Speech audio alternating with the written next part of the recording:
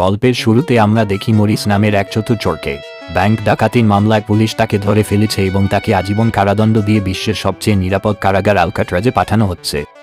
Alcatraz এমন একটি jail যেটা সমুদ্রের মাঝখানে একটি ছোট দ্বীপের ওপর তৈরি, অর্থাৎ কেউ যদি জেল ভেঙেও বের হয়ে যায় তবুও সে পালাতে পারবে না, কারণ সামনের পথে সমুদ্র তাকে থামিয়ে দেবে। এই কারণেই আলকাট্রাজকে পৃথিবীর সবচেয়ে নিরাপদ জেল বলা হয়, যেখানে শুধু সবচেয়ে ভয়ঙ্কর অপরাধীদের রাখা হয়। কিন্তু এই জেলের সুনাম নষ্ট হতে চলেছে, কারণ এখন এখানে এসেছে ফ্র্যাঙ্ক মরিস, একজন এমন চোর যে এর আগে বহুবার জেল ভেঙে পালিয়েছে। কিন্তু এই জেলে ঢুকে মরিস কিছুটা ভয় পেয়ে যায়, কারণ এটা ছিল অনেক বেশি কঠোর ও নিরাপদ। তবে মরিস জানত যে সে সারা জীবন এখানে থাকবে না, সে যত দ্রুত সম্ভব এখান থেকে পালাতে চায়। জেলে ঢোকার সঙ্গে সঙ্গেই তাকে মাথা থেকে পা পর্যন্ত চেক করে একটি সেলে বন্ধ করে দেওয়া হয়। এক গার্ড তাকে বলে, ওয়েলকাম টু আলকাট্রাজ, এখান থেকেই আসল গল্প শুরু। হঠাৎ একটি ঘন্টা বাজে এবং সব সেলের গেট স্বয়ংক্রিয়ভাবে খুলে যায়। অফিসাররা বান্দিদের বাইরে ডাকতে থাকে। এই জেলের নিয়ম খুবই কঠোর, পরিষ্কার পরিচ্ছন্নতা, সময় মতো সেলে যাওয়া, সবার একই পোশাক, সব আইন মেনে চলতে হয়। সবাই লাইনে দাঁড়িয়ে নাস্তা নিতে আসে। মরিসের পাশে বসে থাকা বন্দির নাম লিটমাস। মরিস বলে, আমাকে তো কাঁটা চামচ দেওয়া হয়নি, নুডলস কিভাবে খাবো?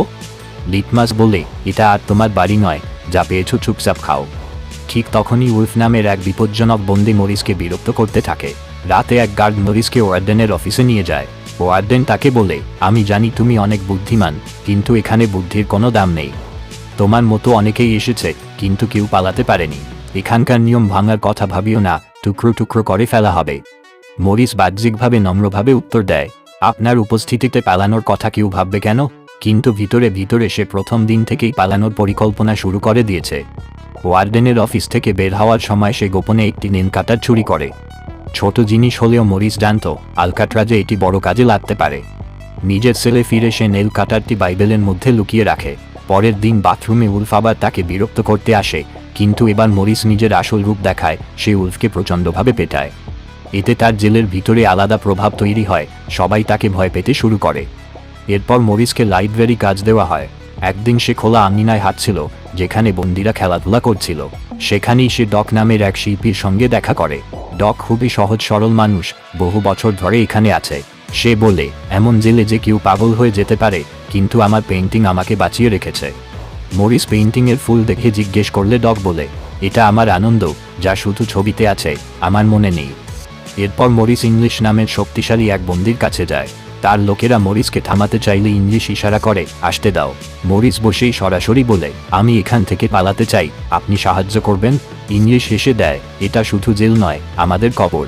এখান থেকে বের হওয়া মানে আগে মরতে হবে। ধরো তুমি দেয়াল টপকালেও, সৈন্যদের ফাঁকি দিলেও, গার্ডদের পাশ কাটালেও, শেষে সমুদ্র তোমাকে আটকে দেবে। সময় নষ্ট করো না, শাস্তি ভোগ করো, কমপক্ষে বেঁচে থাকবে। কিন্তু মরিস সিদ্ধান্ত নিয়ে ফেলেছে, সে যেভাবেই হোক এখান থেকে পালাবে। রাতে এক অফিসার তাকে জানায়, কাল থেকে তাকে কার্পেন্ট্রির কাজ দেওয়া হচ্ছে এবং ঘন্টায় 50 সেন্ট দেওয়া হবে। মরিস সঙ্গে সঙ্গে রাজি হয়ে যায়। সে বুঝেছিল সেখানে এমন সরঞ্জাম পেতে পারে যা পালাতে কাজে লাগবে। পরের দিন সে লিটমাসের কাছ থেকে পালানোর পথ জানতে চায়। হঠাৎ মারামারি বাঁধে এবং ওয়েস্ট টাওয়ারের গার্ড গুলি ছুড়ে পরিস্থিতি নিয়ন্ত্রণ করে। মরিস বুঝে যায় জেলের প্রতিটি বিষয় তাকে খুঁটিনাটি লক্ষ্য করতে হবে। মরিস এবং ওলফকে গার্ডরা ডি ব্লকে নিয়ে যায়, যেখানে বন্দীদের সারারাত অন্ধকারে রেখে নির্যাতন করা হয়। এটি এমন এক সেল যেখানে কেউই যেতে চাইতো না। যাওয়ার আগে ওলফ মরিসকে ধমক দিয়ে বলে, তোর মৃত্যু হবে আমার হাতেই। সেই রাতে মরিসকে ভয়ঙ্কর টর্চার সহ্য করতে হয়, যার ফলে তার অবস্থা খুব খারাপ হয়ে যায়। 2 সপ্তাহ সেই অন্ধকার সেলে থাকার পর তাকে আবার তার নিজের সেলে ফিরিয়ে আনা হয়। সেখানে লিটমাস তার পোষা ইঁদুরের মাধ্যমে মরিসকে একটি নোট পাঠায়, ওয়েলকাম ব্যাক মরিস। একদিন চিলি নামের এক নতুন বন্দি আসে, যাকে মরিসের পাশের সেলে রাখা হয়। মরিসের সঙ্গে তার দ্রুত বন্ধুত্ব হয়ে যায়। মরিস তাকে নিজের অন্য বন্ধুদের সঙ্গেও পরিচয় করিয়ে দেয়। এদিকে ওয়ার্ডেন হঠাৎ করে সব সেল পরীক্ষা করতে থাকে। ডকের সেলে ঢুকতেই সে দেখে ডকের অসংখ্য সুন্দর ছবি। সে অবাক হয় যে প্রতিদিন ডকের ছবির সংখ্যা বাড়ছে। ডক এমনকি ওয়ার্ডেনেরও একটি ছবি এঁকে রেখেছিল। এটা দেখে ওয়ার্ডেন হাসলেও পরের দিন সে গার্ডদের আদেশ দেয় ডকের সব ছবি ফেলে দিতে। এই সিদ্ধান্ত ডককে ভেতর থেকে ভেঙে দেয়, কারণ তার জীবনের একমাত্র সুখ ছিল ছবি আঁকা, আর সেটাই কেড়ে নেওয়া হলো। মরিস তাকে সান্ত্বনা দিয়ে বলে, তুমি চাইলে আবার আঁকতে পারবে। কিন্তু ডক এই মানসিক আঘাত থেকে বেরোতে পারছিল না। পরের দিন ডককে খুব ভেঙে পড়া অবস্থায় দেখে মরিস গার্ডকে বলে, ওর দিকে নজর রাখুন, ও কোনো ভুল করে ফেলতে পারে। গার্ড বলে, তুমি তোমার কাজে মন দাও। কার্পেন্টরি কাজ করার সময় ডক লুকিয়ে মরিসের পকেটে কিছু রেখে দেয়। এরপর সে এক গার্ডকে ডেকে কার্পেন্টরির কুঠার দিয়ে নিজের 3টি আঙুল কেটে ফেলে এবং বলে, যে আঙুল দিয়ে আমি আঁকতে পারি না, সেগুলোর আমার দরকার নেই। মরিস পরে দেখে ডক তার কোটে সেই ফুলটি রেখে গেছে, যেটা দিয়ে সে ছবি এঁকেছিল, মানে সে বোঝাতে চেয়েছিল, ওরা আমার সুখ কেড়ে নিয়েছে। মরিস ডকের কাটা আঙুলগুলো একটি বাক্সে ভরে গার্ডকে বলে, এটা তোমাদের ওয়ার্ডেনকে দাও, খুব খুশি হবে। এরপর মরিস জানতে পারে ডক তেলাপোকার বিরক্তিতে আঙুল কেটেছে। এতে মরিসের খুব রাগ হয়। ডাইনিং হলে ওয়ার্ডেন তাকে জিজ্ঞেস করে, তুমি ডককে এত সাহায্য করছো কেন? মরিস বলে, এমন কিছু নয়। সেখানে তার দেখা হয় 2 ভাই, জন ও ক্ল্যারেন্সের সঙ্গে। তারা আগে অন্য জেলে মরিসের গ্যাংয়ের সদস্য ছিল। তারা 3 জন মিলে আবার জেল ভাঙার পরিকল্পনা শুরু করে। এদিকে চার্লির গার্লফ্রেন্ড তাকে দেখতে আসে, আর ইংলিশের মেয়ে তাকে দেখতে আসে। ইংলিশ কেঁদে ফেলে কারণ তার মেয়ে বড় হয়ে গেছে, আর সে তার শৈশব দেখতেই পারেনি। চার্লি জানতে পারে তার মা খুব অসুস্থ, এবং 2 মাসের বেশি বাঁচবেন না। তাই সেও পালানোর সিদ্ধান্ত নেয়। রাতে চার্লি মরিসকে বলে, তুমি যদি পালানোর পরিকল্পনা করো, আমাকে সঙ্গে রেখো। পরের দিন 4 জন মিলে আলোচনা হয়। মরিস বলে প্রতিটি সেলের এয়ার ভেন্ট ছাদের দিকে খোলে, আর লবণাক্ত হাওয়ায় দেয়াল দুর্বল। তার কাছে একটি নেল কাটার আছে, এবং সে ইতিমধ্যে টানেল খোঁড়া শুরু করেছে। পরিকল্পনা হলো সুড়ঙ্গ বানিয়ে ছাদে উঠে যাওয়া, আর সেলে বিছানায় নকল মাথা রেখে দেওয়া হবে, যাতে গার্ডদের কোনো সন্দেহ না হয়। তখন গার্ডদের কোনো সন্দেহ হবে না, কারণ তাদের বিছানায় নকল মাথা রাখা থাকবে। কিন্তু সমস্যা রয়ে গেল, জেল থেকে বের হলেও সমুদ্র কিভাবে পেরোবে? মরিস জনকে বলে, তোমার সাহায্য লাগবে। তুমি ক্লোজিং ডিপার্টমেন্টে কাজ করো, সেখানে পুলিশদের রেইনকোট থাকে। কিছু রেইনকোট চুরি করে দিও। এগুলো দিয়ে আমরা টিউব বোট আর লাইফ জ্যাকেট বানিয়ে সমুদ্র পার হব। চার্লি বলে, আমাকেও একটা কাজ দাও। মরিস তাকে পাহারা দেওয়ার কাজ দেয়। যখন সে ভেন্টের জালি কাটবে, চার্লি পাহারা দেবে, আর চার্লি কাটলে মরিস পাহারা দেবে। সেদিন রাতেই তারা কাজ শুরু করে। কিন্তু নেইল কাটার খুব ছোট ছিল, দেয়াল কাটতে প্রচুর কষ্ট হচ্ছিল। হাতে ছোটখাটো কাটা হলেও মরিস ধীরে ধীরে গর্ত করতে থাকে। পরের দিন সে বলে, বড় কোনো যন্ত্র দরকার। হাতে থাকা চামচ দেখে তার মাথায় আইডিয়া আসে। সে ইচ্ছে করে চামচ নোংরা করে গার্ডকে দেখায় এবং নতুন চামচ চায়। জন গার্ডকে কথায় ব্যস্ত রাখার ফাঁকে মরিস একটার বদলে 2টো চামচ নিয়ে নেয়, একটা পকেটে লুকায়। রাতে ইংলিশ যখন বই দিতে আসে, মরিস ওয়েল্ডিংয়ের জিনিস চায়। ইংলিশ তাকে সাবধান করে, পালানো অসম্ভব। কিন্তু মরিস শোনে না। সে লিটমাসের কাছে ম্যাচ চায় এবং বলে প্রতিদিন খাবার থেকে তার ইঁদুরকে দেবে। লিটমাস রাজি হয়। রাতে সে ম্যাচ দেয়, আর মরিস নেইল কাটার আর চামচ জুড়ে ধারালো যন্ত্র বানায়। এরপর ভেন্ট কাটতে শুরু করে। চার্লি পাহারা দিচ্ছিল, কিন্তু ঘুমিয়ে পড়ে। গার্ড এসে যায়। সৌভাগ্যবশত ইংলিশ তাকে কথা বলে ব্যস্ত রাখে এবং মরিস সময়মতো বিছানায় ফিরে লুকিয়ে পড়ে।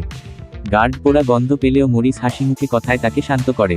গার্ড চলে গেলে মরিস ভেন্টের চারপাশের কংক্রিট সরিয়ে ফেলে, কিন্তু দেখে স্ক্রু কাটা লাগবে, ধারালো মেটাল দরকার।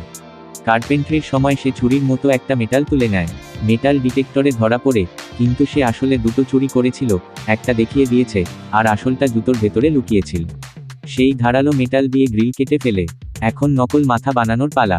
চার্লি পেইন্ট আনে, মরিস কংক্রিটের গুঁড়ো তৈরি করে, জন চুল আনে, ক্লারেন্স পুরানো বই আনে।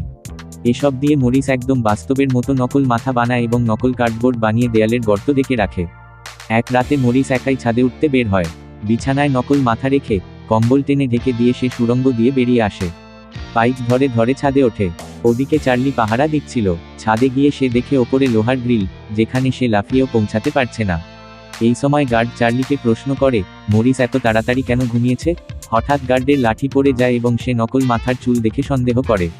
চার্লি ভয় পেয়ে যায়। গার্ড হাত ঢুকিয়ে মাথায় স্পর্শ করতেই ঠিক তখনই মরিস নিচে নেমে এসে বিছানায় শুয়ে পড়ে। হেসে বলে, স্যার, আমার চুল কি এত সুন্দর নাকি? পরের দিন মরিস তার সঙ্গীদের বলে যে ছাদের ওপর একটি পথ আছে, কিন্তু সেটা একটি গ্রিল দিয়ে আটকে রাখা হয়েছে এবং গ্রিলটি অনেক উঁচুতে। তাই তাকে আরেকজন সাথীর সাহায্য দরকার। তখন জন বলে, আমি আমার ভেন্ট পুরোপুরি খুঁড়ে ফেলেছি, আজ রাতে আমিও সেখানে পৌঁছে যাব। জনে মিলে সেই গ্রিল খুলবে। সেই রাতেই মরিস ও জন নিজেদের ভেন্ট দিয়ে ছাদে পৌঁছে যায়। জন মরিসকে তুলে ধরে, আর মরিস গ্রিলটা ধরে ফেলে। জন দেখে যে লোহার গ্রিলটি খুবই শক্ত এবং পুরোপুরি ওয়েল্ড করা। এটাকে খুলবার একটাই উপায়, গ্রিল মেশিন দিয়ে কাটতে হবে।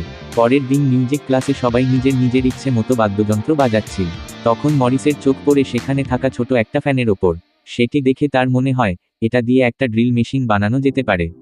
এজন্য সে চার্লিকে বলে, যেভাবেই হোক, এই ফ্যানটা লুকিয়ে বের করে আনো। চার্লি সহজেই ফ্যানটিকে তার ইনস্ট্রুমেন্ট বক্সে লুকিয়ে ফেলে। গার্ডরা বক্স চেক করলেও ফ্যান খুঁজে পায় না। ফ্যানটা মরিসের হাতে আসতেই সে সেটা নিয়ে কাজ শুরু করে এবং কয়েক ঘন্টা পর সেই ছোট ফ্যান দিয়েই ড্রিল মেশিন বানিয়ে ফেলে। রাতে মরিস ও চার্লি ছাদে উঠে লোহার রড কাটা শুরু করে। ড্রিলের শব্দ জোরে হওয়ায় গার্ডরা উপরে আসতে শুরু করে, কিন্তু ততক্ষণে রড কাটা শেষ হয়ে যায় এবং শব্দ বন্ধ হয়ে যায়। শব্দ না থাকায় গার্ডরা সন্দেহ না করে ফিরে যায়। এখন চারজনই পালানোর সব পথ খুলে ফেলেছিল।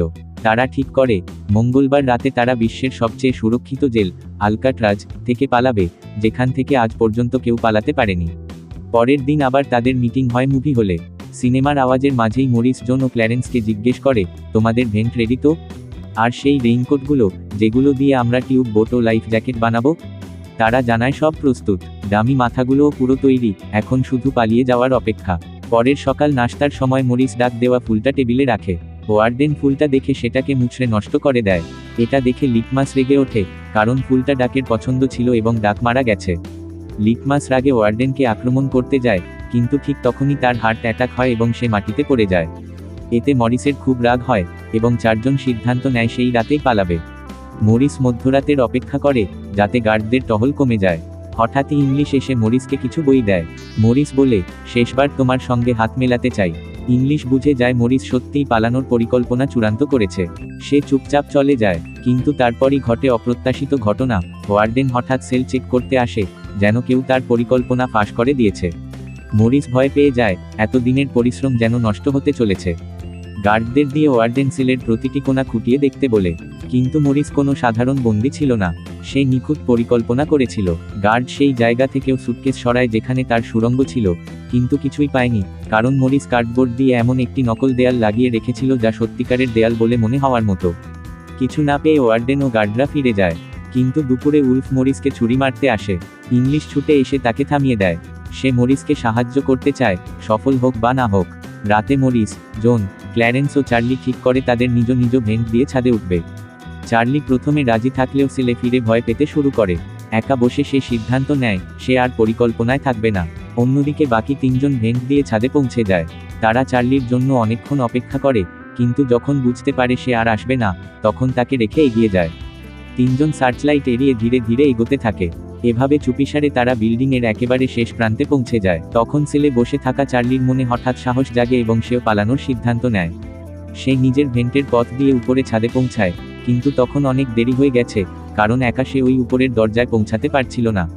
অর্থাৎ ভয় পেয়ে সে নিজের স্বাধীনতার সুযোগ হারিয়ে ফেলেছিল। অন্যদিকে বাকি তিনজন ছাদ থেকে পাইপ ধরে নিচে নেমে আসে এবং টাওয়ারে বসে থাকা সিকিউরিটি গার্ডের নজর এড়িয়ে জেলের শেষ দেয়াল পর্যন্ত পৌঁছে যায়। তারপর তারা একে একে ফেন্সের দেয়াল টপকে জেল থেকে পুরোপুরি বেরিয়ে আসে। তারা দ্রুত দৌড়ে সমুদ্রের ধারে পৌঁছে রেইনকোট বের করে মুখ দিয়ে তাতে বাতাস ভরতে শুরু করে। মুখ দিয়ে ফুলাতে তাদের প্রচুর সময় লাগছিল, কিন্তু আর কোনো উপায় না থাকায় প্রাণপণে চেষ্টা করে তারা রেইনকোট দিয়ে বানানো টিউব বোটটি শেষ পর্যন্ত ফুলিয়ে ফেলে এবং সেটিকে পানিতে নামিয়ে দেয়। এভাবেই তারা তিনজন আলকাট্রাজের কঠোর নিরাপত্তাকে উপেক্ষা করে পালাতে সক্ষম হয়। পরদিন সকালে গার্ড সেলগুলো চেক করতে থাকে। শুরুতে সব কিছু স্বাভাবিক মনে হলেও চার্লির কাছে এসে সে দেখে চার্লি নিজের সেলে স্থির দাঁড়িয়ে নিজের ভুলের জন্য নিজেকেই দোষ দিচ্ছে। কাল রাতে যদি একটু সাহস পেতাম, আমিও পালাতে পারতাম। গার্ড জিজ্ঞেস করে, তোমার বন্ধু এত দেরি পর্যন্ত কেন ঘুমাচ্ছে? তারপর মরিসের সেলে গিয়ে তাকে ডাকতে থাকে, কিন্তু কোনো উত্তর আসে না। গার্ড রেগে গিয়ে সেল খুলে তাকে টেনে তোলার চেষ্টা করে, কিন্তু জোরে টানতেই মাথাটা নিচে পড়ে যায়। গার্ড স্তব্ধ হয়ে বুঝতে পারে মরিস সেলে নেই, সে বাইরে পালিয়ে গেছে। বিছানায় রাখা ছিল শুধু একটি ডামি মাথা। পুরো আলকাট্রাজে সাইরেন বাজতে শুরু করে। খবর ছড়িয়ে যায় যে তিনজন কয়েদি পালিয়েছে। ওয়ার্ডেন জেলের কোনায় কোনায় খোঁজ করতে থাকে, কিন্তু তাদের কোনো চিহ্ন পাওয়া যায় না। সবাই মনে করতে থাকে তারা শক্তিশালী ছিল, নিশ্চয়ই সমুদ্র পেরিয়ে স্বাধীনতা পেয়েছে। হেডকোয়ার্টারের অফিসাররা ওয়ার্ডেনকে প্রশ্ন করতে থাকে, তোমরা কি ঘুমোচ্ছিলে যখন তারা পালালো? ওয়ার্ডেন টেনশনে ছিল। ঠিক তখনই সে ডগের প্রিয় ফুলটি খুঁজে পায়, মানে মরিস ডগের মৃত্যুর প্রতিশোধ নিয়েছে। সার্চ টিমের প্রধান এসে জানায় সব জায়গা খোঁজা হয়েছে, কিন্তু তাদের দেহ পাওয়া যায়নি। নিজের চাকরি ও সম্মান রক্ষার জন্য ওয়ার্ডেন বলে রিপোর্টে লিখবে তারা পালাতে চেয়েছিল কিন্তু পানিতে ডুবে মারা গেছে। কিন্তু এই কথায় কেউই বিশ্বাস করে না। এরপর মরিস আলকাট্রাজ জেল ভেঙে পালানোর জন্য সারা বিশ্বে জিনিয়াস নামে পরিচিত হয়ে ওঠে। ঘটনার 1 বছর পরে আলকাট্রাজ জেল বন্ধ করে দেওয়া হয়, কারণ আর কোনো নিশ্চয়তা ছিল না যে এখান থেকে কেউ পালাতে পারবে না। এভাবেই সত্য ঘটনা অবলম্বনে নির্মিত এই চলচ্চিত্রটির সমাপ্তি ঘটে।